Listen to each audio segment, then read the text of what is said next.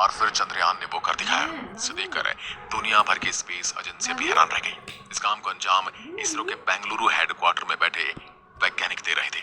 लेकिन अब आपके दिमाग में ये सवाल आ रहा होगा कि आखिर इसरो को रात में ही चंद्रयान 3 के इंजन को चालू क्यों करना पड़ा, और इसके बारे में इसरो ने रात में ही ट्वीट करके जानकारी भेज दी। अभी चंद्रयान 3 बहुत तेज रफ्तार से पृथ्वी से चंद्रमा की ओर बढ़ रहा है। दोस्तों, जब से चंद्रयान 3 पृथ्वी से अपनी मंजिल की ओर निकला है, तब से लोगों के मन में सवाल है कि आखिर कब वहां जाकर ये मुसाफिर जानकारी और तस्वीरें भेजने वाला है। लेकिन अभी इसने क्या खुशखबरी दी है, और साथ ही आपको ये भी बताएंगे कि ये अभी पृथ्वी से कितने किलोमीटर दूर चला गया है और चांद की कक्षा में कब तक पहुंच जाएगा। चलिए इस वीडियो में आपको पूरा डिटेल में इसके बारे में जानकारी देते हैं। आप देख रहे हैं फ्यूचर साइंस यूट्यूब चैनल। दोस्तों, इस बात को तो आप जानते हैं कि चंद्रयान 3 को 14 जुलाई के दिन इसरो का रॉकेट पृथ्वी से लेकर निकला था। इस रॉकेट का काम इसे केवल पृथ्वी की कक्षा में पहुंचाना था। उसके बाद इस रॉकेट का मलबा नीचे गिर गया। 14 तारीख से लेकर अब तक पृथ्वी की कक्षा में ही राउंड चक्कर लगा रहा है। 15 जुलाई के दिन इसने पृथ्वी के चारों ओर पहला राउंड पूरा किया था। क्योंकि जैसे कि मैंने पहले ही आपको बताया कि कोई भी अंतरिक्ष यान को डायरेक्ट सीधा नहीं भेजा जाता है, बल्कि उसे पहले पृथ्वी के चारों ओर राउंड घुमाया जाता है और फिर धीरे धीरे अंडाकार राउंड में वह पृथ्वी से दूर जाता है। क्योंकि एकदम से पृथ्वी की भारी भरकम ग्रेविटी उस अंतरिक्ष यान को पृथ्वी से दूर नहीं जाने देती। 17 जुलाई को यह मुसाफिर पृथ्वी का एक राउंड पूरा करने के बाद दूसरे राउंड में प्रवेश करता है। उस समय भी वैज्ञानिक इसके इंजन चालू करके इसे दूसरे राउंड में डाल देते हैं। इसके एक दिन बाद यह अगले राउंड में यानी तीसरे राउंड में प्रवेश कर जाता है। 20 जुलाई का दिन भी वैज्ञानिकों के लिए बहुत खास होता है, क्योंकि इस दिन भी वैज्ञानिक इस इंजन को चालू करके चौथी कक्षा में से डाल देते हैं। यहाँ तक यह मशीन वैज्ञानिकों के प्लान के मुताबिक बिल्कुल सही काम कर रही है। फिर 25 जुलाई के दिन ये पृथ्वी के 5वें राउंड में पहुंच जाता है। अब यह पृथ्वी का लास्ट राउंड था। 25 जुलाई के बाद वैज्ञानिकों का इंतजार था 1 अगस्त का। ये इंतजार भी खत्म हो गया। 14 तारीख से लेकर 31 जुलाई तक चंद्रयान 3 ने पृथ्वी के चारों ओर पूरे 5 राउंड कर लिए हैं। अब चंद्रयान बिल्कुल सही सलामत पृथ्वी के 5 राउंड पूरा करके तैयार हो गया था पृथ्वी की ग्रेविटी को छोड़ने के लिए। कोई भी अंतरिक्ष यान को पृथ्वी की भारी ग्रेविटी से निकलने के लिए इसके इंजन को चालू करना पड़ता है। फिर वैज्ञानिकों का इंतजार था 31 जुलाई और 1 अगस्त की मध्य रात्रि का। रात में करीब 12 बजे वैज्ञानिक इसके इंजन को ऑन कर देते हैं। जैसे चंद्रयान पृथ्वी से 236 किलोमीटर की दूरी पर पहुंचता है, तो वैज्ञानिकों ने स्पेसक्राफ्ट में लगे थ्रस्टर्स में फायरिंग की। इस पूरी प्रक्रिया को विज्ञान की भाषा में ट्रांस लूनर इंजेक्शन कहा जाता है। इस पूरे प्रोसेस में करीब आधे घंटे का समय लगा था। वैज्ञानिकों की टीम पूरी तरह से चौकस थी और आधे घंटे बाद ही चंद्रयान ने इतिहास रच दिया। चंद्रयान ने वो कर दिखाया जिसके बारे में इसरो को पूरी उम्मीद थी। ये भी एक प्रकार से चंद्रयान 3 के लिए किसी अग्नि परीक्षा से कम नहीं थी। जब पूरी दुनिया सो रही थी, उस समय इसरो इतिहास लिख रहा था। यानी रात को ही चंद्रयान ने इतिहास रचते हुए पृथ्वी के गुरुत्वाकर्षण को छोड़कर पृथ्वी और चांद के बीच वाले रास्ते की तरफ मुंह मोड़ लिया था, जहां अब उसे एक भयानक अंतरिक्ष में एक लंबी दूरी तय करनी है।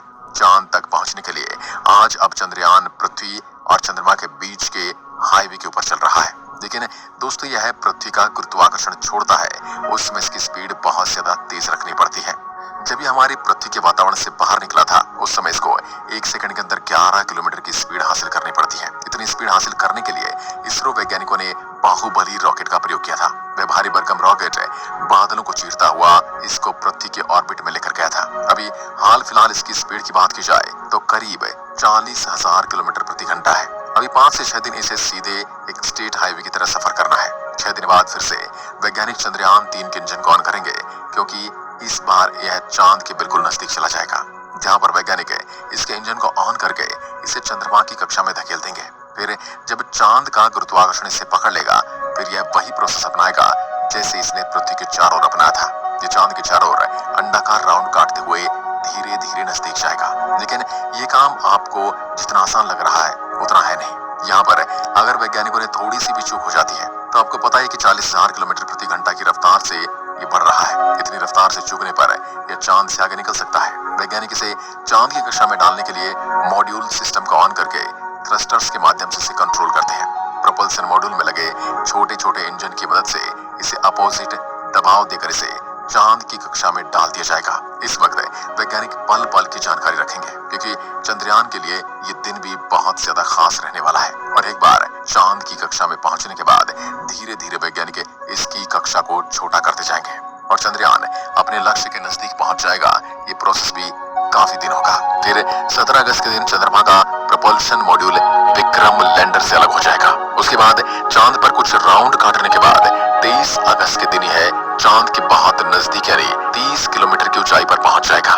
फिर इसका केवल एक ही काम है, बस इसे धीरे धीरे चांद की जमीन पर उतारना। ये सफर कुछ मिनटों का होता है, लेकिन इस पूरे मिशन के यह 15 से 20 मिनट बहुत ज्यादा खास और भयानक होते हैं। इसी फेज में आके अच्छे मिशन फेल हो जाते हैं, क्योंकि इस समय इस अंतरिक्ष यान को बड़े आराम से उतरना होता है और इसके लिए वैज्ञानिक इसके अंदर एडवांस टेक्नोलॉजी वाले उपकरण लगाते हैं, जो इसकी गति को उतरते वक्त स्लो करते हैं, जिसे थ्रस्टर कहा जाता है। यही थ्रस्टर इसे ऊपर अपोजिट डायरेक्शन में धकेलते हैं, जिससे कि इसकी स्पीड कम हो जाती है। इस दौरान चंद्रयान 3 की लैंडर की रफ्तार 6000 किलोमीटर प्रति सेकंड से धीरे धीरे घटकर 7.2 किलोमीटर प्रति सेकंड यानी 2 मीटर प्रति सेकंड तक लेकर आनी है। जिस वक्त ये अंतरिक्ष यान उस भयानक जगह पर उतरेगा, इस वक्त ये अपना खुद का दिमाग इस्तेमाल करने वाला है, यानी ये खुद की आर्टिफिशियल इंटेलिजेंस का इस्तेमाल करके ये डिसाइड करेगा कि उसे उस मुश्किल वक्त में कैसे फैसले लेने हैं। इसरो की इसी तकनीक की दुनिया दीवानी हो गई है। ये एडवांस तकनीक है, इसके अंदर लगे होने की वजह से वैज्ञानिकों को इतनी ज्यादा टेंशन नहीं है, क्योंकि यह रोबोटिक माइंड से मुश्किल परिस्थिति में बिल्कुल भी विचलित नहीं होने वाला। इसरो के वैज्ञानिकों ने तकनीक इसलिए लगाई क्योंकि वहां पर सेकंडों का खेल होता है। अगर उसे पृथ्वी पर बैठे कमांड देंगे तो कमांड को पहुंचने में टाइम लग जाता है। इतने टाइम में तो चंद्रयान के साथ कुछ भी हो सकता है। इसलिए जब यह चंद्रमा पर लैंडिंग करेगा तो खुद के बलबूते पर ही लैंडिंग करेगा, और एक बार से सही लैंडिंग कर गया तो इंडिया का नाम पूरी दुनिया में हो जाएगा। उतरने के बाद तो ये बिल्कुल भी देरी नहीं करेगा चांद के उस अंधेरी दुनिया के राज खोलने में। जब चांद के उन भयानक गड्ढों की पहली बार तस्वीर दुनिया के सामने आएगी तो पूरी दुनिया के वैज्ञानिक भी अचंभित रहने वाले हैं, क्योंकि करोड़ों साल से वह गड्ढे वीरान पड़े हैं। अगर पृथ्वी पर इस प्रकार के गड्ढे कई सालों से वीरान पड़े होते तो उनके अंदर तो कई प्रकार के जीव जंतु जाकर अपना बसेरा बना लेते, लेकिन चंद्रमा पर आखिर उन भयानक गड्ढों के अंदर क्या है, ये सवाल वैज्ञानिकों को अब बहुत परेशान कर रहा है। इसका जवाब हमें सटीक रूप से चंद्रयान 3 का रोवर ही वहां जाकर देने वाला है।